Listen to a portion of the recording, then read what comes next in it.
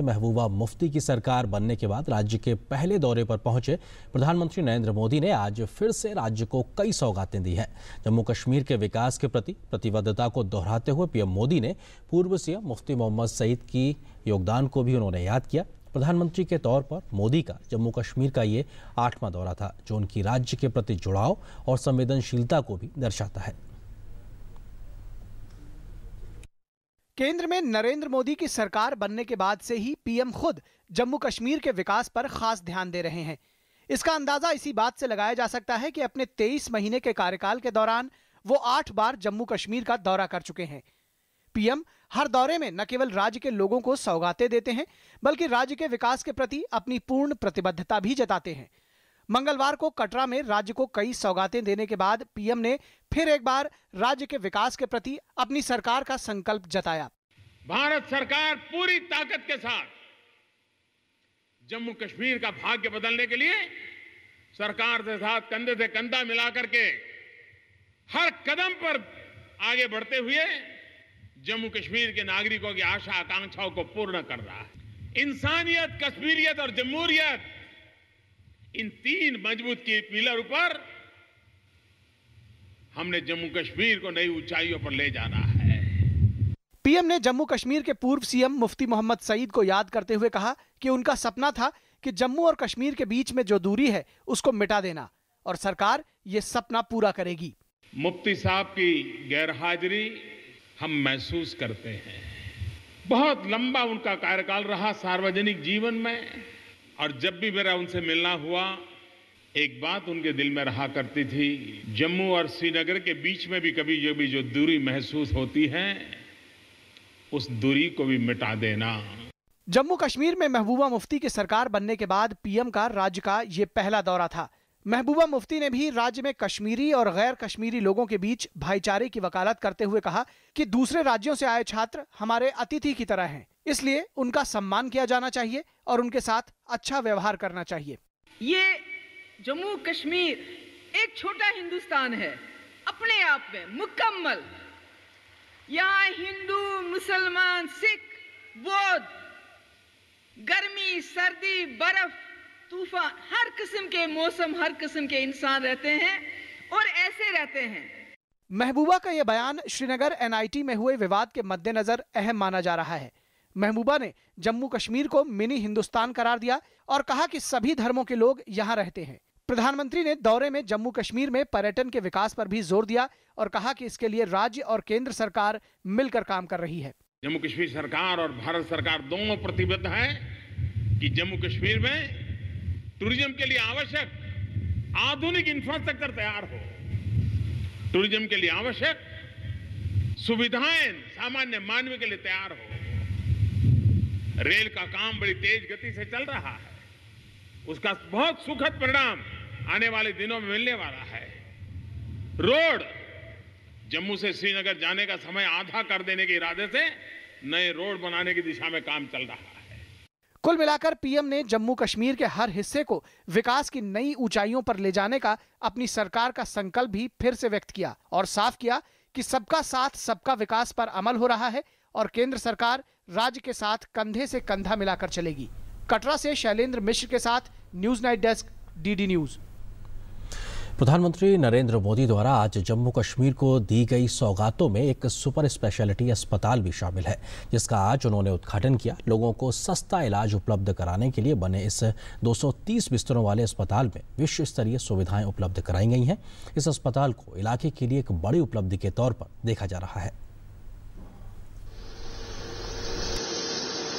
जम्मू कश्मीर के लोगों के लिए सौगात लेकर पहुंचे प्रधानमंत्री नरेंद्र मोदी ने श्री माता वैष्णो देवी नारायण सुपर स्पेशलिटी अस्पताल का उद्घाटन किया। श्री माता वैष्णो देवी श्राइन बोर्ड ने कटरा के पास काकरियाल में करीब 300 करोड़ रुपए की लागत से 230 बिस्तरों वाले इस अस्पताल का निर्माण किया है। पीएम ने कहा कि इससे इलाके के लोगों को सस्ती और अच्छी सुविधा भी मिलेगी। मुझे विश्वास है कि अस्पताल जम्मू कश्मीर के लोगों को अब गंभीर बीमारियों के लिए दूर तक नहीं जाना पड़ेगा। व्यवस्थाएं तो अच्छी होगी, लेकिन डॉक्टर्स भी अच्छे होंगे। इससे पहले पीएम अस्पताल का निरीक्षण करने पहुंचे। उन्होंने अस्पताल के तमाम विभागों का जायजा लिया और डॉक्टरों के साथ ही मरीजों से भी बातचीत की। अस्पताल में हृदय रोग विज्ञान, कार्डियोथोरेसिस सर्जरी, तंत्रिका विज्ञान, न्यूरोसर्जरी और नेफ्रोलॉजी समेत 20 से अधिक विभागों में चिकित्सा एवं सर्जरी की सुविधा उपलब्ध है। अस्पताल में एमआरआई और अन्य उपकरणों समेत अत्याधुनिक संसाधन मौजूद हैं। अस्पताल में उच्च सुविधाओं से युक्त 2 क्रिटिकल केयर एम्बुलेंस भी हैं। इसमें अत्याधुनिक डायलिसिस इकाई भी है। श्राइन बोर्ड ने सुपर स्पेशलिटी अस्पताल के संचालन के लिए बेंगलुरु स्थित नारायण हृदयालय प्राइवेट लिमिटेड के साथ करार किया है, जो देश भर में 32 अस्पताल संचालित करता है। संस्थान का कहना है कि वो लोगों को बेहद सस्ती दरों पर इलाज की सुविधा देगा। We are going to offer the treatment at an amazingly low price. The first 100 heart surgeries will be done at half the published price. We are going to do total knee replacement at 45,000 rupees. We are going to do heart operation for the first 100 operations at 65,000 rupees. जुलाई तक अस्पताल में मरीजों के लिए मुफ्त OPD सुविधा मिलेगी। इस अत्याधुनिक अस्पताल के खुलने से लोग भी काफी खुश हैं, क्योंकि उन्हें अत्याधुनिक इलाज के लिए दूर नहीं जाना पड़ेगा। अच्छा इलाज होगा यहाँ, इसमें अब वो दिल्ली और चंडीगढ़ तो कोई जाएगा नहीं। बेशक डॉक्टर साहब भी बहुत अच्छी तरीके से हम देखते हैं, समझाते हैं, बहुत बढ़िया है। कटरा धार्मिक दृष्टि से बेहद अहम है और यहाँ हर साल लाखों लोग देश दुनिया से आते हैं। हालांकि इसके आसपास का पहाड़ी इलाका काफी पिछड़ा रहा है। ऐसे में यह अस्पताल न केवल बाहर से आने वाले बल्कि स्थानीय लोगों के लिए भी काफी फायदेमंद होगा। कटरा से शैलेंद्र मिश्र के साथ news night desk, DD news. Jammu Kashmir दौरे के दौरान जब पीएम मोदी युवाओं के बीच पहुंचे तो एक बार फिर वो अभिभावकों की तरह युवाओं की हौसला अफजाई करते नजर आए। पीएम मोदी ने छात्रों को सफलता के गुर सिखाए तो छात्र भी प्रधानमंत्री से रूबरू होकर खासा उत्साहित नजर आ रहे थे। एक दिन के कटरा दौरे पर पहुंचे प्रधानमंत्री नरेंद्र मोदी जब श्री माता वैष्णो देवी यूनिवर्सिटी के दीक्षांत समारोह में पहुंचे तो उन्होंने न केवल छात्रों को डिग्रियां दी बल्कि भावी जीवन में सफल होने के कुछ टिप्स भी दिए। पीएम ने छात्रों से कहा कि जीवन में किसी भी मंजिल को पाने के लिए सबसे जरूरी है हौसला।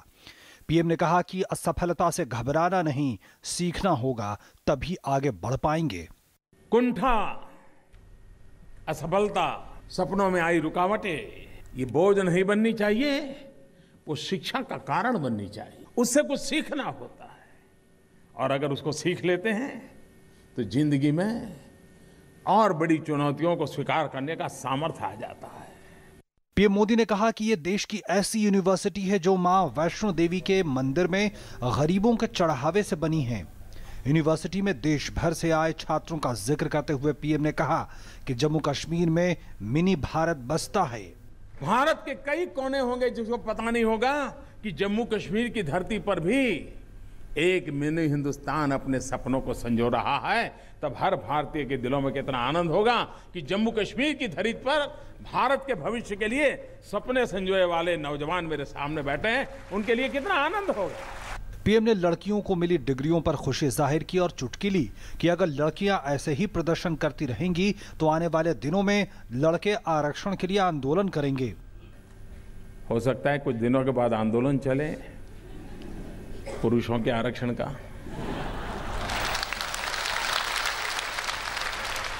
वो भी कोई मांग लेके निकल पड़े कि इतने गोल्ड मेडल तो हमारे लिए रिजर्व होने चाहिए। कल ही भारत की एक बेटी ने हिंदुस्तान का नाम रोशन कर दिया।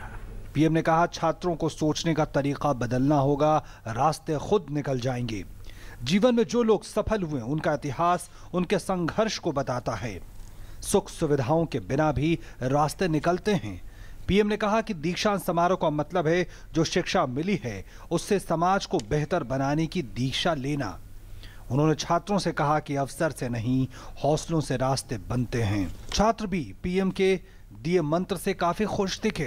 इट्स अ ग्रेट प्लेजर कि उन्होंने मुझे अवार्ड दिया है, मेडल पहनाए हैं और मुझे ये डिग्री भी मिली है। It's a honour to meet PM Modi and उनसे बात करने का, उनसे हाथ मिलाने का जो मौका मिला यूनिवर्सिटी के through, so it's a great achievement for me. Modi ji ने आकर के बहुत ही सबको ब्लेस किया और ब्लेसिंग्स दी। बाद में प्रधानमंत्री ने श्री माता वैष्णो देवी श्राइन बोर्ड के बनवाए स्पोर्ट्स कॉम्प्लेक्स का भी उद्घाटन किया। पीएम ने कहा कि जीवन में खिलने के लिए खेलना जरूरी है। प्रधानमंत्री ने कहा कि स्पोर्ट्समैन स्पिरिट केवल खेल में ही नहीं बल्कि जीवन में ताकत भर देता है।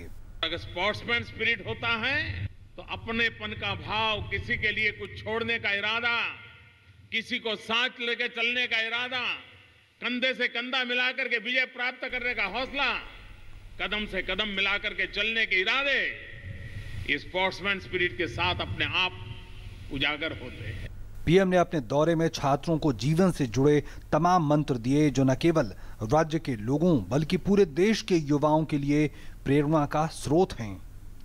कटरा से शैलेंद्र मिश्र के साथ news night desk, DD news. तो कह सकते हैं कि प्रधानमंत्री बनने के बाद में नरेंद्र मोदी का ये 8वां दौरा, जो दर्शाता है अपने आप में किस प्रकार से वो राज्य के प्रति संवेदनशील हैं, जुड़ाव महसूस करते हैं और लगातार हर दौरे में कहीं ना कहीं राहत की बात होती है, विकास की बात होती है। क्या कुछ तरीके से केंद्र द्वारा कोशिशें लगातार जम्मू कश्मीर के विकास के लिए की जा रही है, इस मुद्दे पर बात करने के लिए वरिष्ठ पत्रकार जवाहरलाल कौल साहब हमारे साथ स्टूडियो मौजूद है। सर, बहुत स्वागत है आपका दूरदर्शन न्यूज़ पे। हम अगर कहें तो ये 8वां दौरा जिसका हम जिक्र कर रहे हैं, हर दौरे में कुछ ना कुछ सौगातें रहती, कम से कम ये दर्शाता है किस तरीके से विकास को लेकर लगातार मोदी सरकार कहीं ना कहीं चिंतित नजर आती, क्योंकि विकास की दौड़ में कहीं राज्य पीछे ना रह जाए। पहले भी जितनी सरकारें आई उन्होंने जम्मू कश्मीर को काफ़ी कुछ दिया, अनुदान दिए, पैसा दिए, राहत दी, लेकिन मोदी जी और दूसरों में एक बहुत बड़ा अंतर है। मोदी जी का मानना है कि आप काम करके दे दो, आप योजनाएं दो और उनको संचालित करने का हुनर दे दो। खाली नकद पैसे देने से ही किसी राज्य का विकास नहीं होता। और आप देखेंगे जब भी मोदी जी गए तो कोई बड़ी योजना साथ लेकर गए, उसका इम्प्लीमेंटेशन किया, उसका संचालन किया या उसका उद्घाटन किया। इस बार भी जितनी भी उन्होंने सहायता जम्मू कश्मीर को दी है वो ठोस रूप में सामने है जी। और यही उनका मानना है कि अगर हम चाहते हैं कि इस राज्य का विकास हो तो विकास के मॉडल पेश करके दो और उनके लिए पैसा दो जी। तो मोटे तौर पे आप ये कहना चाहते हैं एक तरीके से राज्य को इस प्रकार से सक्षम बना दो कि जैसे कि व्यक्ति अपने पैरों पे खड़ा होता है, राज्य अपने पैरों पे खड़ा हो और खुद विकास की दौड़ में बहुत तेजी से आगे चले। जी, उनके सामने अगर आप एक आदर्श पैदा करें, आप एक नमूना पेश करें तो वो नमूना देखकर आगे बढ़ सकते हैं। केवल करोड़ों रुपए हाथ में देने, पॉलिटिशियंस के हाथ में, ब्यूरोक्रेट के हाथ में देने के बाद वो फिर उन ब्यूरोक्रेट्स या उन नौकरशाहों की इच्छा पर निर्भर करता है कि वो उसका कैसे इस्तेमाल करें। और दुर्भाग्य से जम्मू कश्मीर में ऐसा ही हुआ है। हाँ, एक लंबे समय तक राहत की राजनीति तो देखने को मिली है, लेकिन विकास की परिपाटी पर दौड़ने की वो सोच है, कहा जाए जो विस्तार के साथ में विजनरी सोच है वो देखने को मिली। आपको लगता है जिस प्रकार से जिस रोड मैप का जिक्र आपने किया, चाहे वो ढांचागत विकास की बात हो, उसकी जो पोटेंशियल है राज्य के पर्यटन को लेकर, उस सब चीज़ों को लेकर, क्योंकि सेक्टर वाइज पोटेंशियल को कैसे आप एक्सप्लोर कर सकते हैं, कैसे आगे बढ़ा सकते हैं, ये रोड मैप भी दिया जा रहा है, कम से कम आप विकास कर सकते हैं।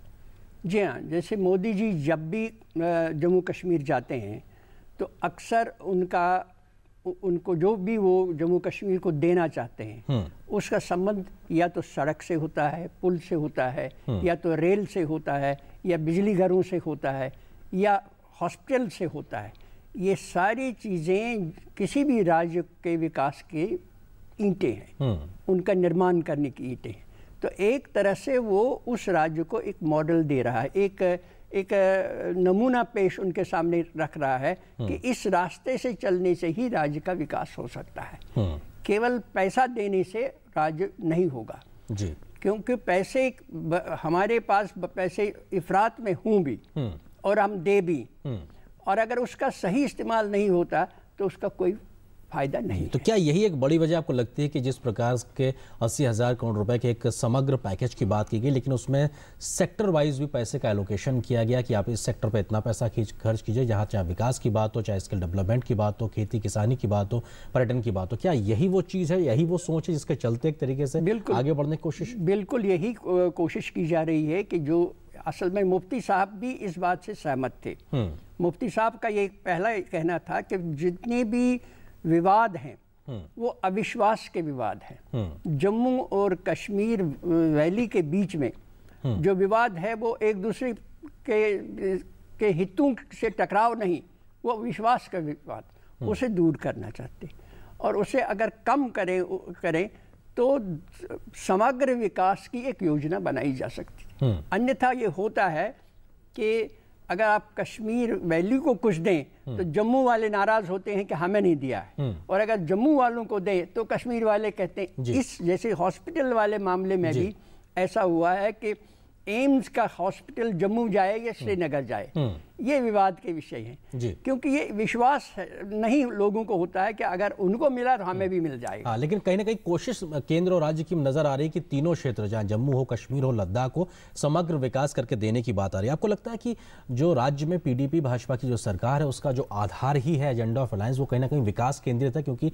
भले ही विरोधी तरीके से आइडियोलॉजिकली बात को लेकर तमाम क्रिटिक्स कहते रहे हों, लेकिन फिर भी विकास के नाम पर एक साथ आगे आके राज्य के विकास में जुड़े हुए हैं। ये एक महत्वपूर्ण बात है कि राज्य के लोगों ने इस तरह का जनादेश दिया है जिसमें वहाँ के राजनीतिक दलों के लिए ये मजबूरी थी कि वो एक साथ आए, लेकिन अगर विचारधारा एक नहीं है तो एक साथ कैसे आए? तो ये विचारधारा, विकास की विचारधारा उनके सामने आ गई है जो दोनों चाहते हैं, दोनों के लिए उपयोगी है, चाहे आप बाकी मामलों में कहीं भी सहमत हों, असहमत हों।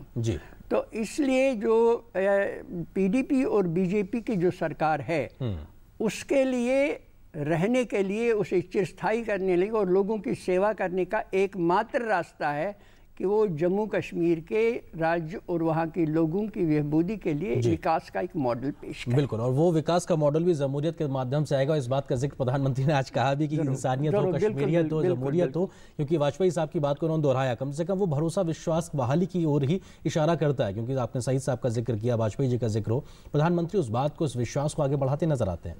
हाँ, यही बिना जमहूरियत या बिना लोकतंत्र के इस तरह के विकास का कोई मायने नहीं होता, क्योंकि अधिनायकवाद कभी विकास, समग्र विकास कर ही नहीं सकता, क्योंकि उसके अपने हित होते हैं, उन हितों के हिसाब से ही वो विकास करता है।